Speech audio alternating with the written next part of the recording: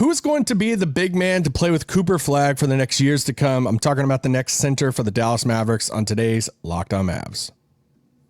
This is Cooper Flagg, and you're listening to Locked On Mavs. I think that's a good question. Good morning, Isaac. All these changes, I still got my dog, Dwight Powell. Your daily Dallas Mavericks podcast. Part of the Locked On Podcast Network. Still can't leave. Your team every day. I'm going to get a city like that. You are locked on the Dallas Mavericks. This is one of your hosts, Isaac Harris, covering the Mavs for the last 10 years, alongside my good friend, Nic Claxton. And today's episode is brought to you by FanDuel. Use your profit boost on the NBA future and get entered for your chance to win a trip to the NBA Finals, probably not include the Mavs. Play your game with FanDuel, the official sports betting partner of the NBA. Shout out to Nick. He's on vacation in Cancun, living it up right now. Probably not listening to Locked On Mavs. I don't know. He might. Just watch the NBA All-Star stuff. Shout out to the players actually trying. I think it was more about them trying than what the format was. And shout out to my daughter. Had a father-daughter dance today. Went to one of those with my daughter, who's about to turn 6, and she is awesome, and she is the princess of my life. So that was a lot of fun, a lot of fun on a Sunday. But I am talking about the next big man for the Dallas Mavericks. When you look at the history of the Mavs, or even in the past, let's say 25 years, we had the Dirk era. We've had this big man of Dirk Nowitzki for literally over 2 decades. But then we've had these other centers that come along, that came alongside Dirk, the Eric Dampiers of the world. Shout out to Chris Kaman. Obviously, I'm not going to name all of them. Tyson Chandler. But even after, Dirk retires and Luka comes in, then, right off the bat in Luka's rookie season, we get the Kristaps Porzingis trade. And now we have this big name in Porzingis that is going to be the big man there for a handful of years. And then, they make the trade for Porzingis and, or they end up trading Porzingis to Washington, irony, after the AD trade. They draft Dereck Lively. And, Dereck Lively, they spend a lottery pick on Dereck Lively, a big man out of Duke, a lot of potential and hope. And we're excited about what Lively's going to bring and pairing up with Luka. They obviously trade for Gafford, but a lot goes into the Lively pick, a lot of hope for the future in that. They make the trade. Nico does for Anthony Davis. That's the bigger name. And now we enter the spot of, after getting Cooper Flagg, this, superstar on the rise at the wing position, we enter this position going into, we can say the back portion of this year, of the last stretch of this season, but it's more about looking at starting in training camp for next year of who's going to be the big man for the Dallas Mavericks moving forward, the starting 5 moving forward, because I think it's one of the first times in a long time that it's kind of uncertain. Like we don't really know the direction that they're going to go with the big spot, because we don't even really know the type of center they want around Cooper Flagg. Like when they brought Luka in and they started running this very defined system with Luka, there was a really defined role for the 5 spot. Like, hey, you're going to set picks. You're going to be a rim roller, and this is what you're going to be. After the Porzingis stuff, it's like this is what we want Lively to be, Gafford to be. Like this is what Dwight Powell, him and Luka had all this connection, and he's an incredible roller to the rim. But this is what they wanted the 5 to be, and now it's like back to the drawing table. Like not even just like who is it, but what's the style of the 5 band that they want next to Cooper Flagg moving forward. And today I kind of want to look at the options, like who is going to be that spot in that spot. Do they have the answer on the roster already? Do they look at free agency, the options in free agency? I'll talk about a few of those. I'll talk about some trade options. I'll talk about some draft options, and then kind of give you a couple of the routes at the end that I think that they'll take this offseason. But let me just say right off the bat, it's sad that it's not automatically Dereck Lively, because that's the spot that we're ultimately in. Like, this should be Dereck Lively. I have, I fired off some tweets whenever Lively was healthy and played a little bit there with Cooper Flagg. And I was like, protect Lively and Cooper at all costs. I was like, I'm looking at Dereck Lively. He's 22 years old. He even went to Duke. And he's so much fun. And so many Mavs fans love him. I love him. He's super, fun to cover from a media perspective, from a fan perspective, but he's just not been reliable. And I think that's where so many of us are at right now. And I think where the Mavs are at right now too, of like, you can't automatically look at this and say, hey, Dereck Lively is for sure 100%. That's our big man of the future. That's our pairing next to Cooper Flagg moving forward. And it's sad. Now, do I think that he's going to be off the roster and not in the picture at all at the beginning of training camp next year? I don't. I actually think the odds are in his favor to start the training camp and start the season as the starting big man next year because of kind of like where they're at, where the resources are at. But I'm going to talk about that in a second because there's a chance he's not. But you look at Lively and you're like, hey, why is he not for sure locked in? He's still just 22. Can we for sure lock him in as this like injury prone? Are we writing him off? I don't want to write him off yet, but this is just, we're just sitting facts here. This year he's going to play in 7 games. 7 games. He had a season-ending surgery in December on his foot. Last year, he misses over 2.5 months with a foot injury. He plays in 36 games last year, and in his rookie year, he played in 55 games. So he's yet to play in over 55 games, and it just went down. 55 rookie year, 36, and then 7. What's it going to look like in his 4th season next year? And he's up for a contract extension. Is he in the fold? I expect him to be in the fold because even if you're not relying on Dereck Lively to be your starting big man moving forward, then it's his value is at an all-time low. So you're not going to trade him. The number is so small that you just keep Dereck Lively. Like he should be on your roster going into training camp of next year. Then you look at Gafford. Gafford's 27 years old. His extension starts next season, 17, basically 17 next year, 18, and then 19. But is he even on the roster at training camp? They tried really hard to trade him before the deadline, and it would not shock me at all if Gafford is on another team on draft night. If they use the Gafford contract, they try to trade Gafford and 30 to move up or something, or in a separate type of deal. It wouldn't shock me at all if Gafford is traded draft night or in the offseason because they really tried hard to trade him at the deadline. And then you got the two kind of flyers, right? You got Moussa Cisse, who's still just 23 years old. He's still on a 2-way contract. Let's see. Hopefully we get a ton of Cisse minutes at the end of this year, this final stretch of the season. And then you have Marvin Bagley, who's been kind of like a fun player that came over from Washington. He's 27 years old. Let's see what he looks like over this final stretch of the season. But I wouldn't say any of these players are, hey, this is your answer at the 5 spot moving forward, because once again, starting next season, you want to be a really good basketball team because you don't have control of your own pick moving forward for the next 4 or 5 years. So who is that answer? So let's start with free agents first, because I think free agency, when you look at free agency, I think one thing I want to make clear too is I think once the Washington trade happened, that people saw the number of cap space or that number that's throwing out like 60 million, 70 million. That was just salary taken. That was just money taken off of their salary cap. That wasn't free agent money opened up. It's not like, hey, you've seen that number and it equates to, oh, we have $65 million in cap space this summer. It doesn't work that way.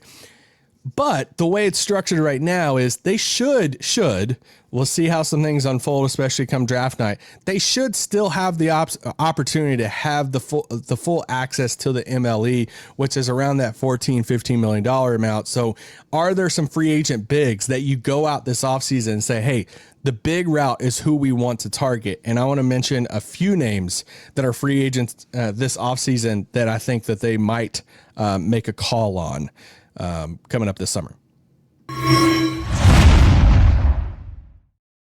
This podcast is brought to you by our friends over at FanDuel. Man, I was just looking at the odds on FanDuel for, they have odds for the number one pick right now. And Cam Boozer is like a minus 850 right now. I mean, a plus 850. Sorry. Peterson was like a minus 290, then DeBonsa. But Cam Boozer, if you're in the Boozer camp that he might go number one, then plus 850 right now, I would hop on that.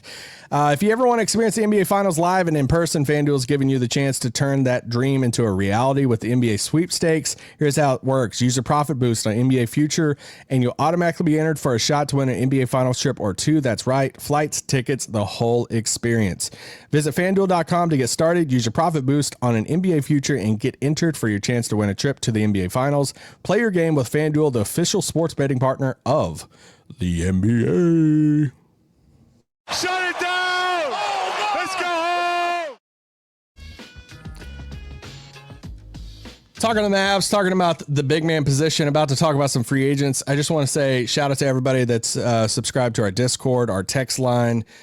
We text out updates all the time, almost daily, it feels like. And then our Discord's been popping, talking about draft stuff, tanking stuff, all kinds of stuff. That's been a lot of fun. That's where I do most of my interaction with Mavs fans. I don't really do too much on Twitter because Twitter is a dumpster fire. And but I have fun on Discord and our text line. So if you want to do that, you can go to the description of our podcast to sign up for either one of those. All right, some free agent names this offseason. I think the number one name I'm looking at that I have no clue what's going to happen is Isaiah Hartenstein for OKC. At some point, OKC is going to have to decide, are we going to start paying just out the ears for all of our players? Because they have the SGA extension, they have the J-Dub extension, they have the Chet extension, and then they have all these other names coming up with Caruso, Dort. They're probably going to find a new home for Dort. But if you look at Isaiah Hartenstein's 28 years old. He has a team option next year for $29 million. Now, they drafted a big this past draft from Georgetown, the big Sorber kid, but then he tore his ACL in camp, and that was probably going to be their Hartenstein replacement. Still could be, I guess. But $29 million for Hartenstein seems like a lot. I guess they could pick that team option up, but let's say they don't pick it up and Hartenstein hits free agency. Is he going to find a deal in the $20 million in the 20s I just feel like it's a little inflated for where he got his money. So will there be a team, which there won't be a ton of teams that have a ton of money, that will say, hey, we'll give you 25 a year for the next 3 years? I don't know. If he's willing to take a discount and take MLE type of money from a team like Dallas, I like him. I do like him. I think he'd be good in Dallas. He's a big body. Down low, has a lot of touch in the paint. He's a double-double machine with that. Great field goal percentage. I think he would be solid in Dallas. And I don't think Dallas could go up into the 20s unless they made some more trades and all of that. But hey, MLE money, if he's willing, sure. I don't think that's very likely because I could see OKC picking it up, or will he take a pay cut from 28 down to 15 a year? Feels like pretty steep for him. The one I'm looking at the most, if you're looking at free agency, is Mitchell Robinson. And I throw out Robinson because the Knicks are going to be hovering right around that second apron thing. Will they land Giannis this summer? I don't know what happens with the Knicks and their roster. Do they trade Karl Anthony Towns? And if that's the case, do they have the bird rights to I don't know how. Let's just say Robinson's the odd man out because he's going to be an unrestricted free agent. So no matter what they do, he's not restricted. There's no options. He's going to be unrestricted. He could look elsewhere. And he's like, well, if he's like, hey, I don't want to play with Towns anymore. He makes around $15 million right now. So there wouldn't be any huge raise for him coming to Dallas, but would the appeal for Mitchell Robinson of saying, hey, you will be the starting center, come to Dallas. He's 28 years old. He's a great rebounder, good shot blocker. You don't get any outside shooting with Mitchell Robinson. So let's just make that clear. But if you want a rebounder and a shot blocker and the rim rolling type of center, then is Mitchell Robinson the type of guy? If it's MLE money, I think I'd be down. I think I'd be fine with that. But I don't think it's like a home run. Honestly, guys, those are the two. I mean, you can look at just the free agent class for bigs just isn't impressive. You can look at some cheaper options, but I'm not going to sit here and do a whole segment on Nick Richards. And honestly, would you rather have Nick Richards or Cisse? I think I would rather have Moussa Cisse coming back. So Mark Williams, he's a restricted free agent for Phoenix, but they traded for him, and it feels like, hey, like we're gonna like bring him back. I think he's been playing well too. And Walker Kessler is just too expensive for him. Like Utah turned down multiple first round picks for Kessler. So if they're going to turn down multiple first round picks, they're probably going to re-sign Walker Kessler. Now let's get to the route that I think that they'll entertain the most, and that is the trade route. Who are some names that Dallas could look at to trade for this summer? And these are the three names that I think are the most likely when it comes to bigs that, let's just get these names out of the way. I'm not a big fan of a lot of the expensive bigs that I think could hit the market. Like a Karl-Anthony Towns, not the biggest fan of him, never been a fan of him, never owned any property on Towns Island at all. Great shooter, not the greatest big shooter of all time, but great shooter. Just not the biggest fan, guys. I'm sorry. Some of you might be yelling, but I'm just not the biggest fan. I don't really want to trade for Rudy Gobert, Joel Embiid, Sabonis, or Pirtle. These are all bigs that I think their teams will be trying to could trade them this offseason. I know Embiid's been playing really well, but it's still a stupid amount of money. I'm just not in that camp. Sorry, I don't want any of those names. But the three names I would be interested in. First one, Cleveland is going to be a second apron team. They obviously just traded for James Harden too. They probably don't trade for James Harden if they don't plan on bringing him back. Mitchell makes over $50 million. Mobley makes over $50 million. You have James Harden that's going to make over $40 million. I think Jarrett Allen's going to be the odd man out. Jarrett Allen is 30 years old. He makes $26 million next year, 28 after that, and a player option for 29 at that point. I think, and he's durable. All right. So he's on pace to play over 70 games again, which would be 3 straight years of playing over 70 games. God, please give us a big that plays more than 70 games on this team. I can't take injured bigs on the Mavs anymore. I just can't. I can't do it. I don't want to hear any draft profiles on Quaintance from Kentucky. I can't. I can't process it because I can't deal with a big injury with injury history in Dallas. Sorry. Burned on it too much. AD, Lively, Porzingis. Anyway. Jarrett Allen, he plays. He's durable. Now he's not an outside shooter. You're not going to sit there and enter him into the 3-point contest. But defensively, what you can get with Allen, the versatility on defense. Is there another level that you could get with Allen? He's been playing well for Cleveland as of late. Is Jarrett Allen... I think I just rattled off some Myles Turner's number in that contract. Sorry. Spoiler. But Jarrett Allen, around $30 million a year. Is he worth $30 million a year? I think that's just the question you got to ask. But he's still just 28 years old. The next one, Myles Turner. If Milwaukee trades Giannis, which I guess I don't know.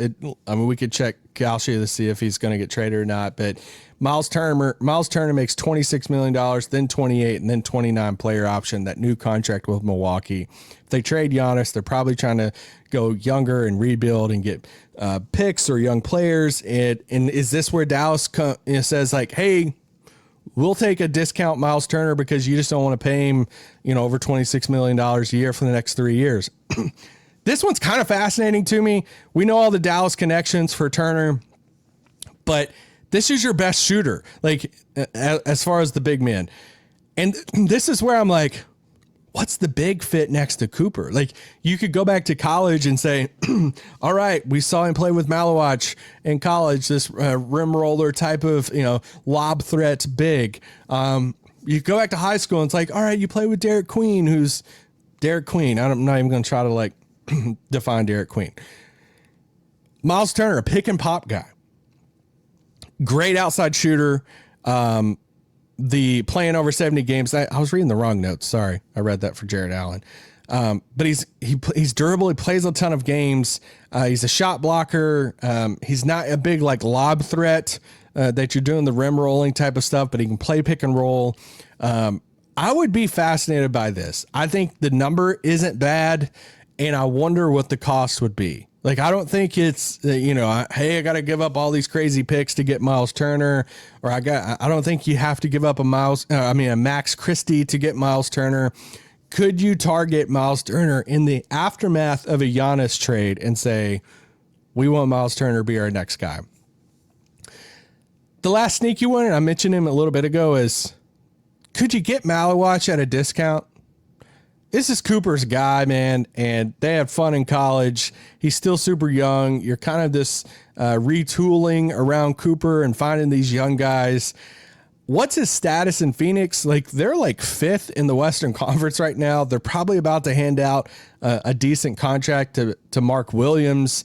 Unless he's been playing as of late, I feel like he hasn't had that big of a role on Phoenix. Watch him log 30 plus minutes for the next week, and I just get flamed for that. But lob threat, shot blocker. Would you say, hey, Phoenix, we'll give you a future first-round pick, protected first-round pick for Malawach because we want to add another young big in here? Kind of fascinating to me. Cooper's guy, too. I liked Malawach in that draft. I didn't love him, but I did like him. So there's chemistry already there. But those are 3 or 4 names in the trade market that I would look at. Nic Claxton up in Brooklyn, $23 million next year, then $20 million after that, no option or anything. Rim roller, non-shooter. He's still just 27 years old. Those are 3 names: Jarrett Allen, Myles Turner, Nic Claxton, and then the weird flyer one is like a Malawach. Would Phoenix even entertain it? If they go to trade route, which I think is probably the easiest route right now of team building, which is weird to say, then those are 3 names that I could see getting moved this offseason that I could see Dallas calling on. I want to take a quick break, and then I want to talk about the draft and some options at 30. And then the best options that I would personally go with here at the very end.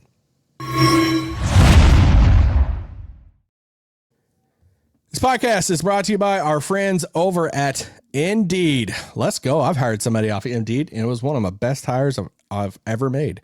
Workplace chaos, deadline stacking up, inbox overflowing. The one position you have to fill is sitting open. When the pressure's on, you need to find the right hire. This is job for sponsored jobs.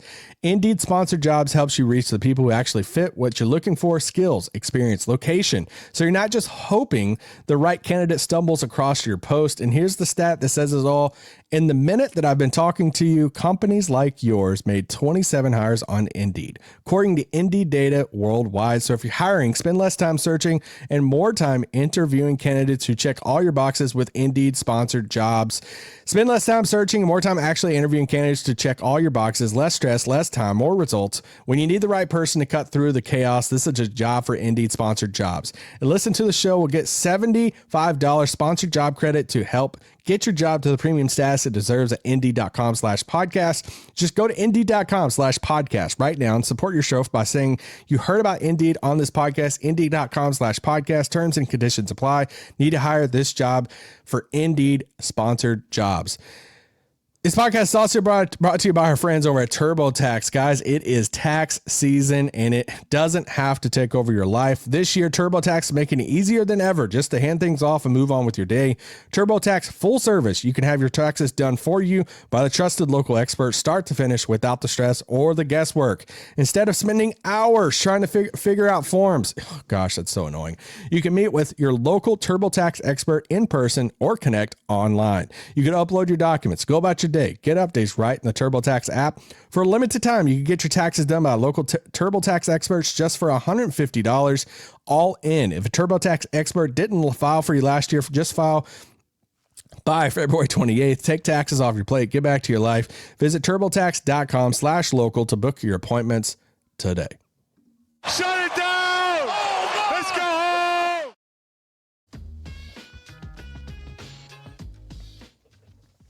All right. Talking about bigs, talking about the next big man for the Dallas Mavericks. Is it Dereck Lively? If he can stay healthy, it could be Dereck Lively. I went through free agent potential options. Will Isaiah Hartenstein hit the free agent market? Will he take a discount to come to Dallas? Trade options, Jarrett Allen, Myles Turner, Nic Claxton. Would Phoenix trade Malawach, Cooper's buddy? Just real quick, I'm not looking at I want to talk about the 30th pick. Dallas gets the 30th pick in the draft from Washington, who owned this pick from OKC. So it's OKC's pick. That's the 30th, currently the 30th pick in the draft. Shout out to the Pistons. Can you pass them up? And then we can have the 29th pick in the draft. If you're banking on the 30th pick being the next big man of your future, then that's probably something that I wouldn't do. But are there some bigs right there that I might consider with the 30th spot? Because I've seen different mock drafts since that trade is like, all right, you get a guard or somebody up top, and then you follow it up with a big at 30, and that's locked in. One, I don't think you have to take a big, but there are some bigs there. And let's just say right off the top, I don't think there's a big worth taking with their first pick. Their first pick is looking like it's going to be 7th or 8th or 9th. Even if it's at 10th, there's not a big up there that I'm taking. I don't want to hear anything about Quaintance from Kentucky. Too injury prone for me. All right. You take a guard with that first pick and be done with it. The 30th spot. There's 3 names, 3 bigs that I would be interested to a degree for Dallas. I absolutely love Morris Johnson Jr. for Michigan. I think he's one of, if not the best big in the draft. I want to hear the argument of him over Quaintance. Like, I know the potential of Quaintance at Kentucky, but I love what Morris Johnson Jr. is doing at Michigan. He's a little undersized. I get it. He's like 6'9", 6'10", but has this huge body. He's 250. And his motor, his rebounding, he can block shots at the rim. But here's the thing about him too. He shoots really good free throws, which is always a good indication for your future shooting. And he's been shooting the 3 ball decently well. And I know he's playing next to the massive giant Mara at Michigan there. But I just love Morris Johnson, and I don't think he lasts to 30. I think he's going to continue to rise up over in the big boards in the next weeks or months to come. But if for some reason he fell to 30, I would take that pick right now.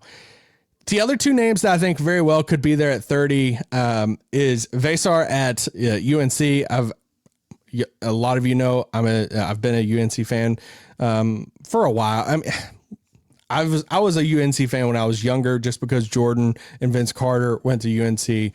But I watch a lot of North Carolina basketball, and so been watching a lot of Caleb Wilson this year. But Vesar is a 7'1" big. He's really intriguing to me because I think he has some passing skills that I think gets overlooked at times, but he can shoot outside too. He's been shooting the heck out of the ball, but just this bigger body rebounder. Would Dallas take a flyer on him with the 30th pick? I could see it. And then Flory Bidunga, I think is how you say it. I think he, 6'10", big, shot blocker, rebounder. He's not a shooter. Tor Vesar is he's a shooter at the big man spot. Morris Johnson's a shooter. Bidunga is not, and he's just this like super athletic, big shot blocking, rebounding guy.